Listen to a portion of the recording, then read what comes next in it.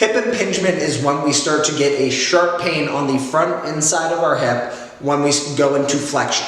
Okay, flexion is simply when we bring our femur in front of our hip, as we do when we squat, when we lunge, when we pistol squat, anything essentially where our knee is coming above our pelvis. Now, what causes that impingement? Well, it's a malalignment of those joint surfaces in the hip. Okay, when we look at that joint, what we have is a socket in our pelvis, right, called our acetabulum, but you don't need to know that.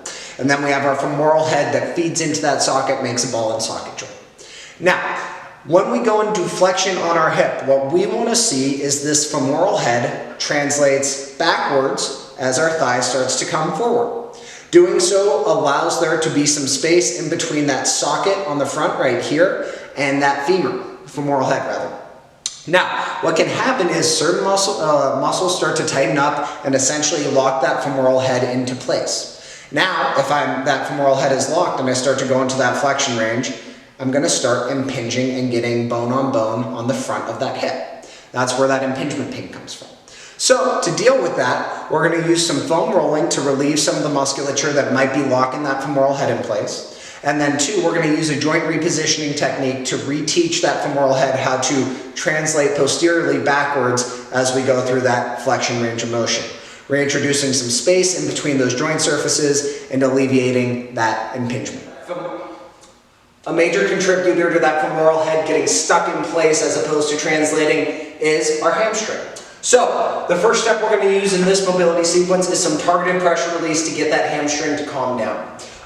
We're going to use our peanut ball for this, and we're going to be seated on some kind of elevated surface. So, I'm going to take my peanut ball, and I'm going to put it right under the back of my thigh, okay? So not up by my butt, not up by my butt, not below my knee, right on the back of my thigh. Now, I will start right at the top of that, and already a little bit tender. But if you're not tender when you first get on the ball, let's slowly roll through the back of that thigh and find a trigger point, find a knot, find where it's a little bit more sensitive.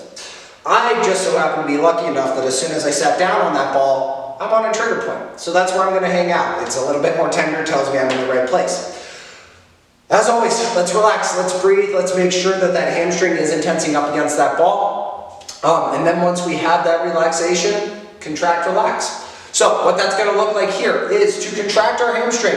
I'm going to take the heel on the side that I'm rolling, and I'm just going to pull it into the ground, okay, ever so slightly.